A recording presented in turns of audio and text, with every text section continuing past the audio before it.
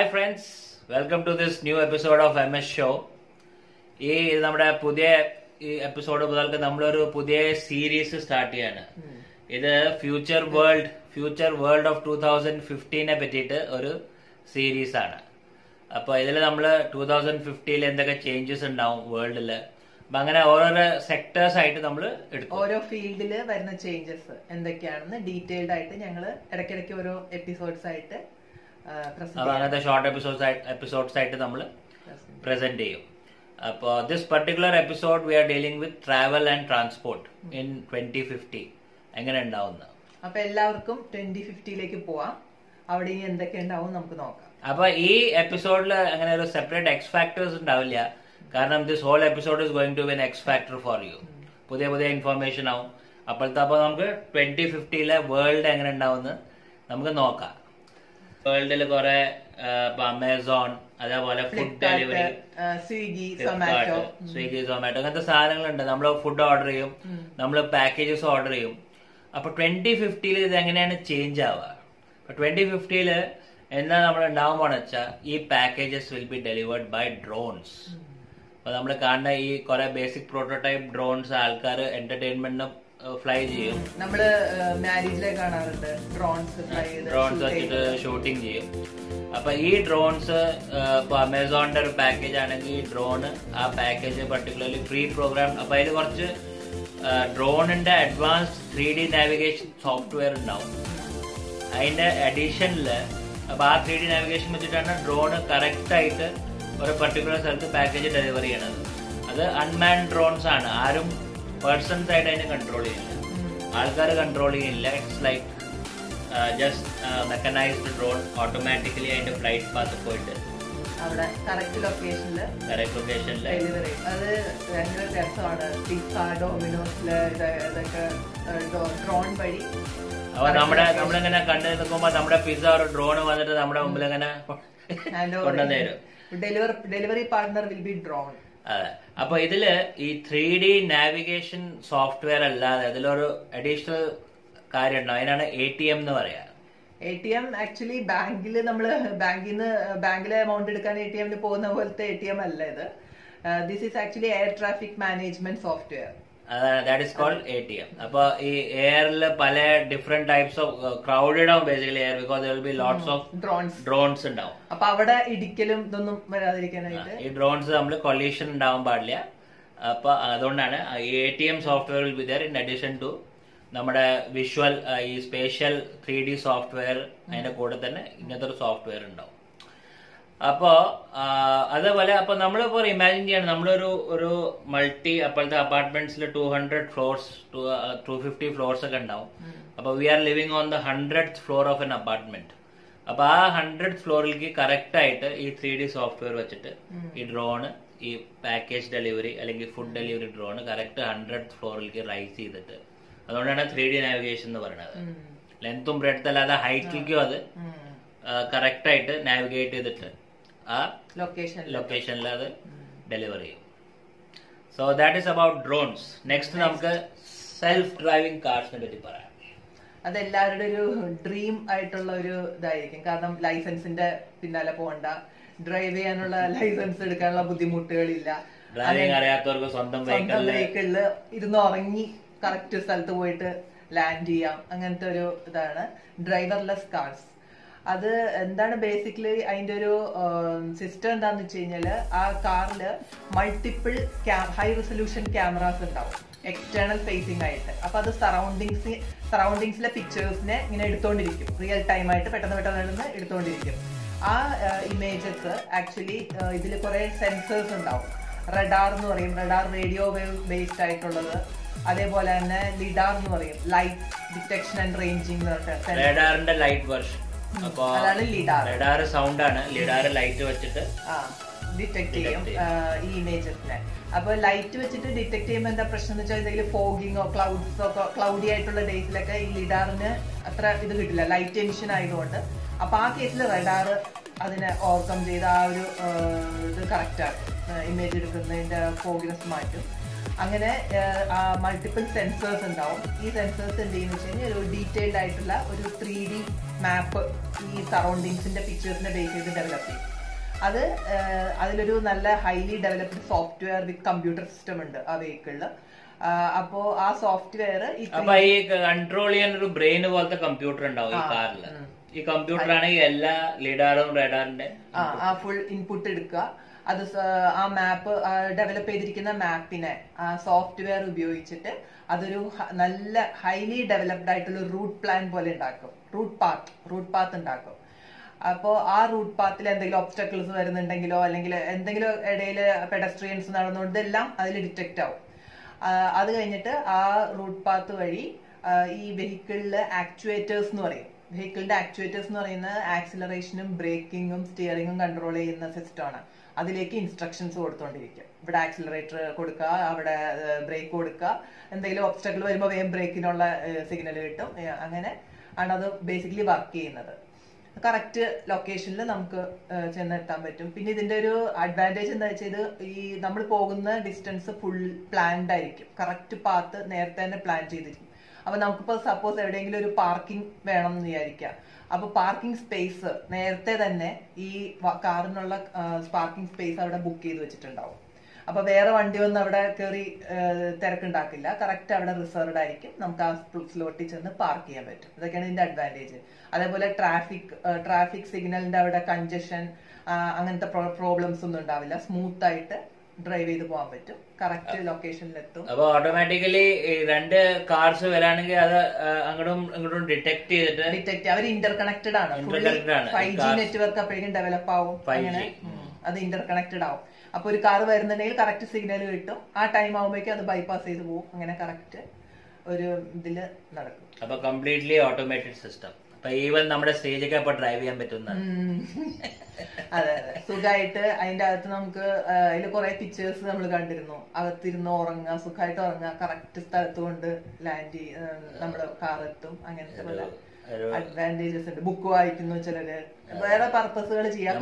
ഇപ്പോഴത്തെ ഈ ട്രാഫിക് കൂടെ ഡ്രൈവ് ചെയ്തുള്ള ടെൻഷൻ ഇല്ല. DP റൈസും മെഡിക്കൽ പ്രോബ്ലംസ് ഒക്കെ ഫുൾ ആയിട്ട് അവോയ്ഡ് ചെയ്ത് എല്ലാം അവോയ്ഡ് ചെയ്യാം. ഒരു ലെഷർലി ഡ്രൈവ് ആവും.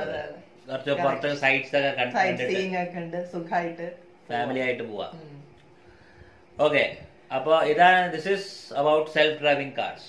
നെക്സ്റ്റ് നമുക്ക് നോക്കാം. ഈ ഇപ്പൊ നമ്മുടെ ഒരു വലിയൊരു കൺട്രിയാണ്, ഫോർ എക്സാമ്പിൾ ഇന്ത്യ അല്ലെങ്കിൽ യുണൈറ്റഡ് സ്റ്റേറ്റ്സ് പോലത്തെ വലിയ വലിയ കൺട്രീസില് ഇപ്പൊ നമ്മൾ ഒരു കൺട്രിയുടെ ഒരു പാർട്ടിൽ നിന്ന് മറ്റേ പാർട്ടിലേക്ക് പോകണം. For example north to south പോകണം, അല്ലെങ്കിൽ east to west, extreme west പോകണം. അപ്പൊ ഇപ്പൊ നമ്മൾ യൂസ് ചെയ്യണത് ട്രെയിൻസ് ആണ് അല്ലെങ്കിൽ പ്ലെയിൻസ് ആണ്. അതെ, ഒന്നും നമ്മുടെ ട്രെയിൻസിനെ പറ്റി നമുക്ക് അറിയാലോ. അപ്പോ പിന്നെ ഇപ്പോ കുറെ കൺട്രീസിൽ ഫാസ്റ്റ് ട്രെയിൻസ് ഡെവലപ്പ് ചെയ്യുന്നുണ്ട്. പക്ഷെ 2050 ഒക്കെ ആവുമ്പോഴേക്ക് ഇപ്പോഴന്നെ ആ കൺസെപ്റ്റിന്റെ ബേസിക് ഡെവലപ്പായി. ആ കൺസെപ്റ്റാണ് ഹൈപ്പർ ലൂപ്പ് എന്ന് പറയുന്നത്. അപ്പൊ ഈ ഹൈപ്പർ ലൂപ്പ് എന്താണ്? ഹൈപ്പർ ലൂപ്പ് എന്ന് പറഞ്ഞാൽ അത് it's actually A system of tubes. അപ്പൊ ഈ കൺട്രി മുഴുവനും ക്രിസ് ക്രോസ് ചെയ്തിട്ട് ഇങ്ങനത്തെ ട്യൂബ്സ് ഉണ്ടാവും. എന്നിട്ട് ഈ ട്യൂബ്സിന്റെ ഉള്ളിൽ എന്താ അവരുടെ സിസ്റ്റം വെച്ചാൽ, അതായത് ഇൻട്രസ്റ്റിംഗ് കൺസെപ്റ്റ് ആണ്. ട്യൂബ്സിനുള്ള അവരൊരു പാർഷ്യൽ വാക്യൂം ക്രിയേറ്റ് ചെയ്യും. അതിന്റെ എയറസ് ഒക്കെ ഔട്ട് ചെയ്തിട്ട് ഒരു വാക്യൂം ക്രിയേറ്റ് ചെയ്യും. എന്നിട്ട് ഈ ട്യൂബ്സിന്റെ ഉള്ള പാസഞ്ചേഴ്സ് ട്രാവൽ ചെയ്യുന്ന സാധനത്തിനാണ് പോർട്സ് എന്ന് പറയുന്നത്. അപ്പൊ ഈ പോർട്സ് അല്ലെങ്കിൽ പിന്നെ ട്രെയിൻസ് പോലത്തെ ട്രെയിൻസ് ഉണ്ടാവും, അല്ലെങ്കിൽ പോർട്സ് ഉണ്ടാവും. അപ്പൊ ഈ പോർട്സ് ഈ ട്യൂബ്സിന്റെ ഉള്ള മാഗ്നറ്റിക് ലെവിറ്റേഷൻ ടെക്നോളജി എന്ന് പറയും, മാഗ്ലെവ്. അപ്പൊ ഈ മാഗ്ലെവ് ടെക്നോളജി വെച്ചിട്ട് അപ്പൊ ഈ ഇതിന്റെ ട്രാക്സ് ഉണ്ടാവും. ട്രാക്സിലും മാഗ്നറ്റ്സ് ഉണ്ടാവും. ഈ പർട്ടിക്കുലർ പോർട്സ് അല്ലെങ്കിൽ ട്രെയിൻസിന്റെ താഴെ മാഗ്നറ്റ്സ് ഉണ്ടാവും. അപ്പൊ അവിടെ ഒരു പവർഫുൾ മാഗ്നറ്റിക് ഫീൽഡ് ക്രിയേറ്റ് ആവും. ആ മാഗ്നറ്റിക് ഫീൽഡ് കാരണം ഈ ട്രെയിന് ബേസിക്കലി ട്രാക്സിന്റെ മുകളിൽ ഫ്ലോട്ട് ചെയ്യാണ്, പറക്കുകയാണ് അത്. അതെ, it's not running on the tracks, it's flying above the tracks. പിന്നെ എയർ പ്രഷർ ഒന്നും ഇല്ലാത്ത വാക്യൂം ഉണ്ടാവുകൊണ്ട് ഒരു തരം ഡ്രാഗും ഉണ്ടാവില്ല, ഫ്രിക്ഷൻ ഉണ്ടാവില്ല. അപ്പൊ അതുകൊണ്ട് ഇതിന് 700 മൈൽസ് പെർ അവറിന്റെ സ്പീഡ് റീച്ച് ചെയ്യാൻ പറ്റും. ഓൾമോസ്റ്റ് ഒരു ജെറ്റ് ലൈനറിന്റെ സ്പീഡ് റീച്ച് ചെയ്യാൻ പറ്റും. പിന്നെ അങ്ങനെ കുറെ ആൾക്കാർക്ക് ഇരിക്കാനും പറ്റും, ട്രെയിന് പോലെ, അല്ലെങ്കിൽ പോഡിന്റെ ഉള്ളിൽ ഇരിക്കാൻ പറ്റും. അപ്പൊ അതാണ് കൺസെപ്റ്റ്. അതിന്റെ തമാശയാണ്, നമുക്കിപ്പോ കേരളത്തില് താമസിച്ചുകൊണ്ട് ബോംബെയിൽ വേണമെങ്കിൽ ജോലിക്ക് പോകാൻ പറ്റും.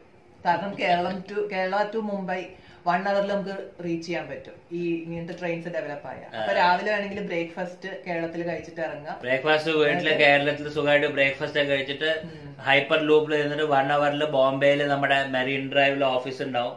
അപ്പൊ ആ മെറീൻ ഡ്രൈവ് ഓഫീസിൽ നമ്മൾ എത്തും. ഇതാണ് 2050 വേൾഡ്.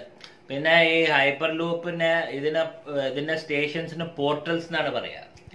അപ്പൊ ഈ പോർട്ടൽസ് ഇതിന്റെ വേറൊരു അഡ്വാൻറ്റേജ് എന്ന് വെച്ചാൽ നമ്മുടെ എയർപോർട്ട് ആണെങ്കിൽ അതിന് കുറെ സ്പേസ് വേണം. അത് സിറ്റിയുടെ പുറത്താവും എയർപോർട്ട്സ് യൂഷ്വലി ഇത്ര സ്പേസ് ഉണ്ടാവുന്നുണ്ട്. പക്ഷെ ഈ പോർട്ടൽസിന് അധികം സ്പേസ് വേണ്ട.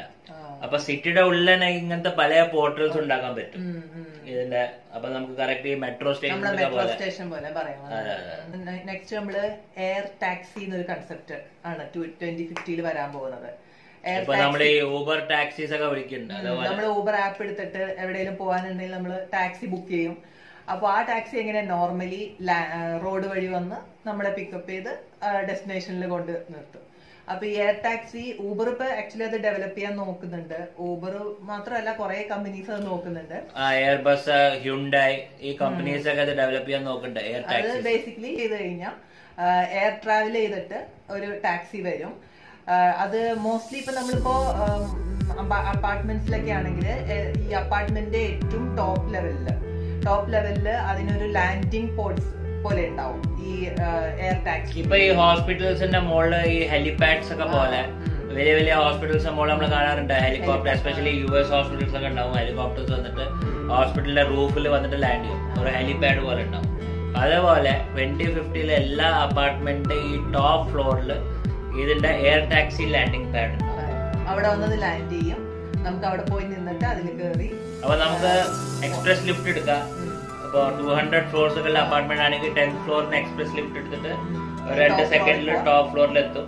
അവിടെ അപ്പൊ നമ്മുടെ എയർ ടാക്സി ഈ ഫോണിൽ ബുക്ക് ചെയ്ത എയർ ടാക്സി വന്നിട്ട് സാധാരണ പോലെ നമ്മുടെ നമ്പർ ഉണ്ടാവുമല്ലോ. ഊബറിന് നമ്മള് ഇന്ന ഊബർ ആണ് വരുന്നതെന്നുള്ള ആ ടാക്സി നമ്പർ ഉണ്ടാവും. അതേപോലെ തന്നെ ഇതിന് വേറെ ടാക്സി നമ്പർ, ആ ടാക്സിയുടെ നമ്പർ ഉണ്ടാവും. കറക്റ്റ് ഡീറ്റെയിൽസ് എവിടെയാ പോകേണ്ടതെന്നുള്ളത് നമ്മൾ ഓൾറെഡി കൊടുത്തിട്ടുണ്ട്. അതിൽ കയറുക. അത് കഴിഞ്ഞത് എയർ ട്രാവൽ ചെയ്തിട്ട് ഒരു ഇത് ഇതേപോലെ ഓട്ടോണോമസ് ആണ് കംപ്ലീറ്റ്ലി. ഇതിലൊരു പൈലറ്റ് ഒന്നും ഇല്ല. അപ്പൊ ജസ്റ്റ് നമ്മള് കയറിയിരിക്കും. അത് ഓട്ടോമാറ്റിക്കലി ആ പോയിന്റിലേക്ക് ഫ്ലൈ ചെയ്തിട്ട് വരും. ഈ അപ്പാർട്ട്മെന്റിന്റെ മുകളിലുള്ള അവിടെ ലാൻഡ് ചെയ്യും. നമ്മളെ കയറ്റിയിട്ട് പോവും. ഒരു പോയിന്റിൽ എത്തുമ്പോ അത് ലാൻഡ് ചെയ്യും. ലാൻഡ് ചെയ്ത് കഴിഞ്ഞിട്ട് അപ്പോ അവിടെ വേറെ ഒരു ഊബർ ടാക്സി പോലെ വരും. ആ ടാക്സിയിലേക്ക് നമ്മൾ ഷിഫ്റ്റ് ചെയ്യാം. കാരണം ഇതിന്റെ സിറ്റിയിൽ ചില പോയിന്റ്സ് ഉണ്ടാവും. കുറെ പോയിന്റ്സ് ഉണ്ടാവും. എല്ലാ സ്ഥലത്തും തന്നെ ലാൻഡ് ചെയ്യാൻ പറ്റില്ല. അപ്പൊ ആ പർട്ടിക്കുലർ പോയിന്റിൽ ലാൻഡ് ചെയ്യുമ്പോൾ അവിടെ ഒരു ഓട്ടോണോമസ്ലി സെൽഫ് ഡ്രൈവിംഗ് ഊബർ കാർ വരും. നമ്മുടെ റെസ്റ്റ് ഓഫ് ദ ജേർണി റോഡില് ഊബർ ടാക്സി വഴി റോഡിൽ കൂടെ പോയിട്ട് ഫൈനൽ ഡെസ്റ്റിനേഷൻ നമ്മളെ എത്തേണ്ട സ്ഥലത്തേക്ക് എത്തും. അപ്പൊ നമ്മള് നമ്മുടെ ഫോണിലൊന്ന് ബുക്ക് ചെയ്താൽ നമ്മുടെ ഫുൾ റൂട്ട് മാപ്പ് ചെയ്തിട്ട് ആദ്യം എയർ ടാക്സി ബൈ എയർ കൊണ്ടുപോകും. 99% ഓഫ് ദ ജേർണി എയർ ടാക്സിയിൽ പോയിട്ട് റെസ്റ്റ് ഒരു 1% ഊബർ കാറില്, സെൽഫ് ഡ്രൈവിംഗ് കാറിൽ നമുക്ക്. ഇതിന്റെയൊക്കെ അഡ്വാൻറ്റേജ് എന്താ വെച്ചാൽ ഈ റോഡിൽ കൂടെ പോകുമ്പോഴുള്ള ട്രാഫിക് ജാം നമുക്ക് കൃത്യം അറിയാവുന്നതാണ്. എറണാകുളത്തൊക്കെയാണെങ്കിൽ പറയാ വേണ്ട, അതെല്ലാം ഒഴിവാക്കാൻ പറ്റും എയർ ട്രാവൽ ആവുമ്പോ. നമുക്ക് ഭയങ്കര സ്പീഡില് ടൈം അഡ്വാൻറ്റേജ് കിട്ടും. അതും അതിന്റെ ഒരു എയറിൽ ട്രാവൽ ചെയ്യുന്ന ഒരു രസം എല്ലാവർക്കും എൻജോയ് ചെയ്യാൻ പറ്റും. കോമൺ ആവും എയർ ട്രാവല്. ഇപ്പൊ ആൾക്കാർ ടാക്സി എടുക്കണ പോലെ എയർ ടാക്സി എടുത്തു.